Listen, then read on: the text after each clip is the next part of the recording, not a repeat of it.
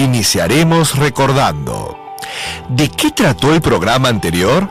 Elaboramos explicaciones sobre la problemática de la salud pública en el Perú contemporáneo y los desafíos pendientes en el marco del Bicentenario. ¡Qué interesante, Patricia! ¿Qué aspectos analizaron, Jesús? En nuestro país estamos avanzando en la atención de salud de nuestra población, pero aún falta mucho para universalizar este servicio, y más en las comunidades rurales, donde este servicio es limitado por los múltiples factores que nuestras autoridades tienen que resolver. Excelente. Me parece que estamos aprendiendo mucho en esta experiencia de aprendizaje. También cabe señalar que las tendencias de uso de plantas medicinales en el país indican que casi el 80% de la población conoce el uso de la fitoterapia como recurso medicinal. Esto gracias a la tesina sobre el conocimiento, aceptación y uso de los usuarios de establecimientos de salud en Lima Metropolitana, realizada el 2010 por la Universidad Nacional Mayor de San Marcos. ¡Qué interesante! También recuerdo que en el programa anterior de matemática estuvimos analizando una encuesta realizada a un grupo de asegurados sobre su disposición para el uso de las plantas medicinales en el tratamiento de sus enfermedades. Y fue muy interesante comprender los terciles y quintiles para datos sin agrupar. ¿De qué manera podemos calcular estas medidas con datos agrupados? Buena pregunta, Jesús. Creo que en este programa ayudaremos a responder esta pregunta y otras más. Por eso el programa de hoy se denomina Empleamos estrategias para determinar la población que usa las plantas medicinales en el tratamiento alternativo de las enfermedades. Para continuar con este bloque, presten mucha atención y si desean pueden tomar nota. ¿En qué porcentaje y de qué edades los asegurados muestran mayor disposición para atender sus problemas de salud con las plantas medicinales? ¿Qué haríamos para responder esta pregunta?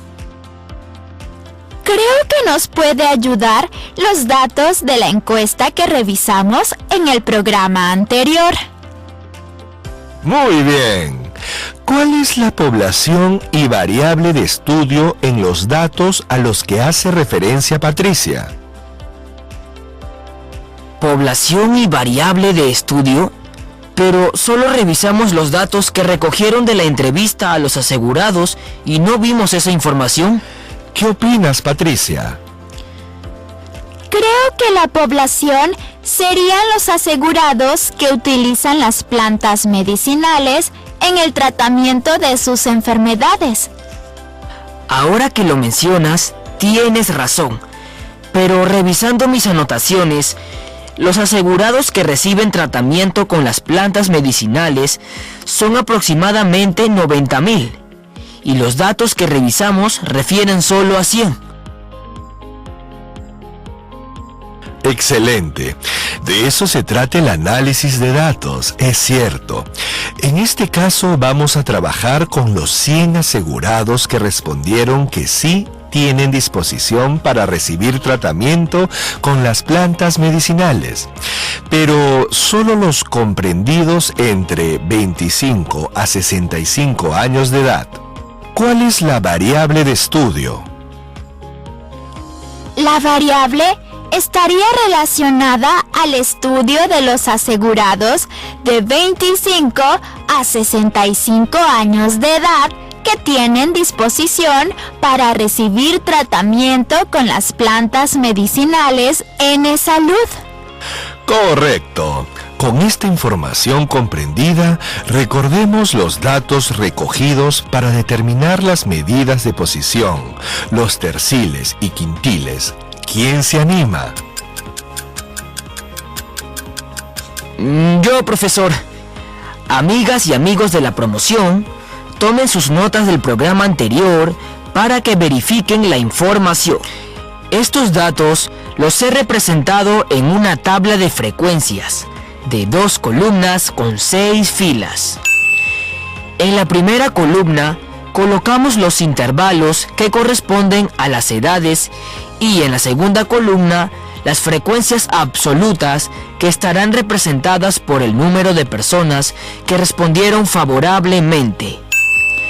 En la segunda fila colocamos el primer intervalo, cerrado en 25 y abierto en 35, y su frecuencia absoluta es 19.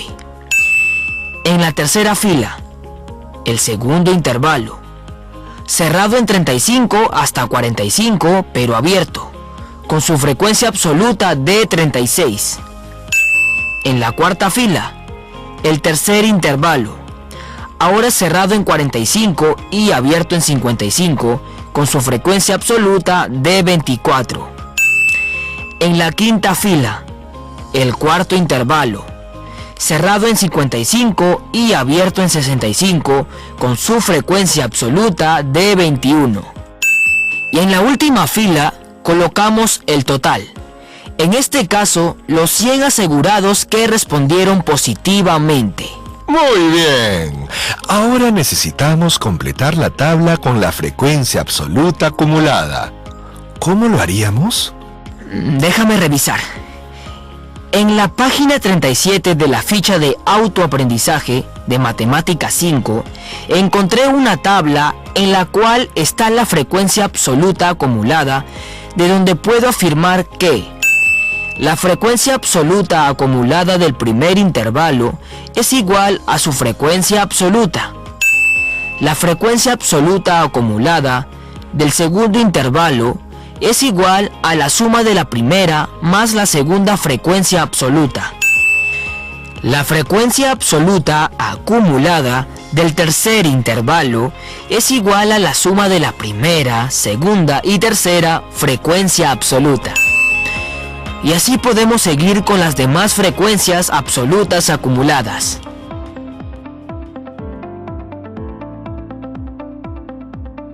Excelente, Jesús. Con lo que nos comentaste podemos completar nuestra tabla. Continuemos. Según lo que Jesús dijo, del primer intervalo, cerrado en 25 y abierto en 35, su frecuencia acumulada sería 19, porque es igual a su frecuencia absoluta. Del segundo intervalo, cerrado en 35 hasta 45, su frecuencia absoluta acumulada sería la suma de 19 más 36.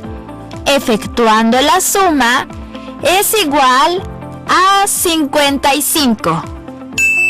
Del tercer intervalo, cerrado en 45 y abierto en 55, su frecuencia absoluta acumulada será de 55 más 24. Efectuando la suma, resulta 79.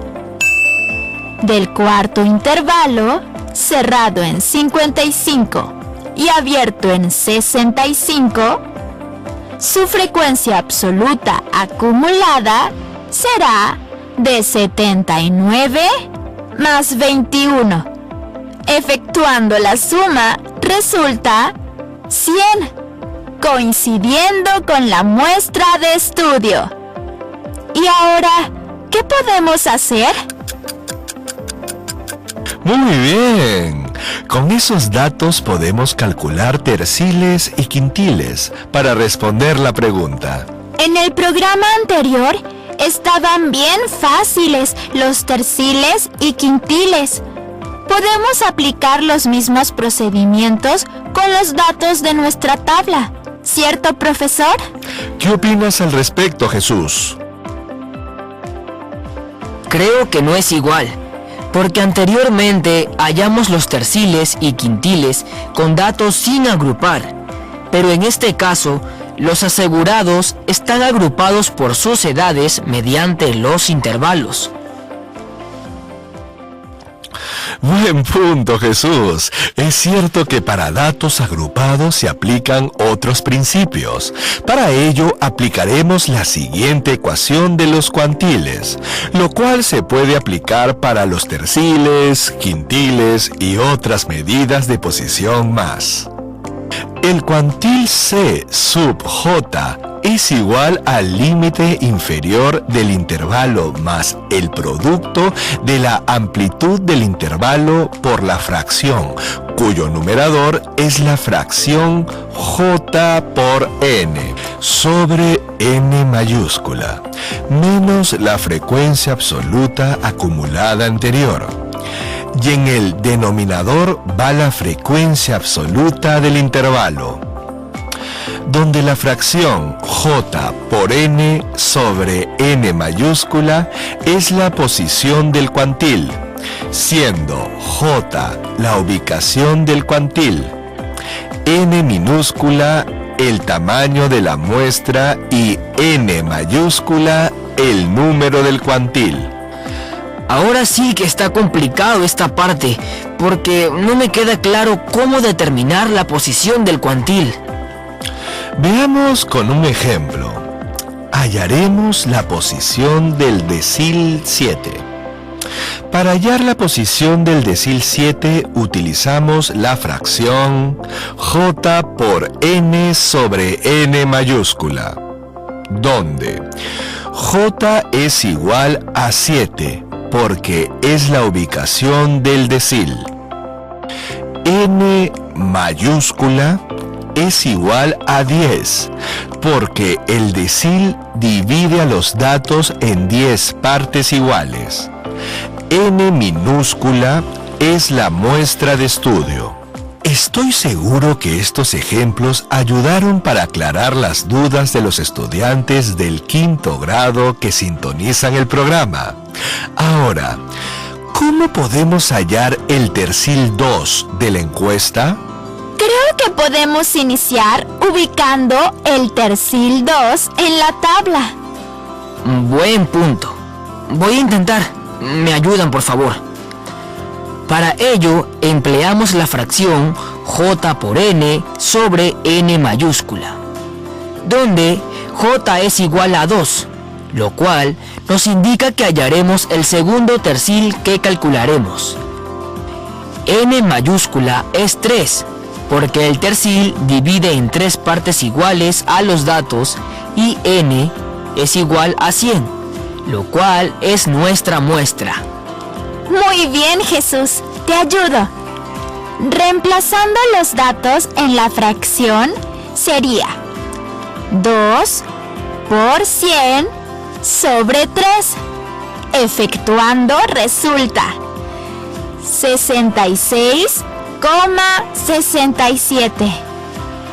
¿Qué hacemos con este valor, profesor? ¡Excelente, Patricia! Este valor nos ayuda a localizar la posición del tercil 2. Para ello, buscamos en la frecuencia absoluta acumulada de la tabla el número 66,67. Si no lo encontramos, entonces lo ubicamos en el siguiente mayor. Profesor, el 66,67 no está en la tabla, pero en el tercer intervalo de la tabla tenemos a la frecuencia absoluta acumulada, 79, que es mayor al 66,67. ¡Excelente, Jesús! Ahora respondan, ¿cuál es el tercer intervalo de la tabla? Es el intervalo, cerrado en 45 y abierto en 55. Muy bien. ¿Y qué elementos podemos identificar en este intervalo? El límite inferior del intervalo es 45 abierto y el límite superior es de 55 cerrado. Además, La amplitud del intervalo es de 10, porque de 45 a 55 la diferencia es 10. ¡Qué bien! Con esos datos podemos hallar el tercil 2. Para ello, reemplazamos los valores en la ecuación. Tercil 2 es igual al límite inferior del intervalo y en este caso es 45 más el producto de la amplitud que es 10 por la fracción cuyo numerador es la posición del tercil 2, siendo 66,67 menos la frecuencia absoluta acumulada del intervalo anterior, 55, y entre el denominador 24, que es la frecuencia absoluta. ¿Cómo procedemos para resolver la ecuación? Ha resultado una operación combinada compleja, pero podemos hacerlo por partes para facilitar las operaciones. En este caso, reducimos el numerador de la fracción, es decir, 66,67 menos 55, resultando 11,67. Y este resultado lo dividimos entre el denominador 24. Efectuando con la calculadora de mi tablet, resulta 0,49. Claro, ahora ese resultado lo multiplicamos por la amplitud 10, es decir, 0,49 por 10 resultando 4,9. Y este resultado lo sumamos a 45, que es el límite inferior del intervalo, resultando 49,9, lo cual podemos redondear a 50. ¿Qué hacemos con este resultado? Buenas respuestas. Ahora este resultado representa al tercil 2, es decir, el T sub 2 es igual a 50. Pregunto, ¿el número 50 en qué intervalo se encuentra contenido? Revisando mi tabla de frecuencia, está en el tercer intervalo, es decir, en el intervalo cerrado en 45 y abierto en 55, porque 50 es mayor que 45 y menor que 55. Ahora, ¿qué hacemos? Ahora vamos a interpretar los resultados. Sabemos que el tercil 2 es igual a 50, lo cual representa la edad de un grupo de asegurados. La posición nos ha resultado 66,67, lo cual representa el 66,67%. Lo cual nos quiere decir que el 66,67% de las personas menores o iguales a 50 años de edad tienen disposición para el tratamiento de sus enfermedades a través de las plantas medicinales. ¡Qué interesante! Ahora comprendo mejor a los terciles. Pero, ¿podemos hallar el primer tercil también?